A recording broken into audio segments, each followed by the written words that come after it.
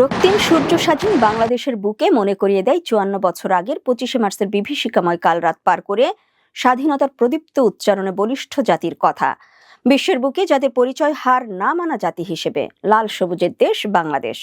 স্বাধীনতার জন্য পৃথিবীর প্রতিটি জাতিকেই কম বেশি রক্ত দিতে হয়েছে জীবন। ১৯৭১ সালে রক্তক্ষয়ী এক মুক্তিযুদ্ধের মধ্য দিয়ে স্বাধীন হয়েছে বাংলাদেশ। মানুষ জন্মগতভাবেই স্বাধীন, আর এই জন্মগত অধিকার যখন অন্যের দ্বারা লুণ্ঠিত হয় তখনই সে প্রতিবাদ করে ওঠে, সর্বস্বর বিনিময়ে নিজের স্বাধীনতা প্রতিষ্ঠায় সচেষ্ট হয়। ২০০ বছরের ব্রিটিশ ঔপনিবেশিক শাসনের পর বাঙালি জাতিকে দীর্ঘ ২৪ বছর পাকিস্তানি শোষকদের বর্বরোচিত শোষণের নির্মম শিকার হতে হয়।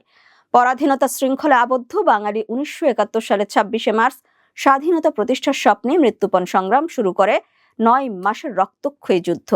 ৩০ লাখ প্রাণ আর ২ লক্ষ মা বোনের আত্মত্যাগের বিনিময়ে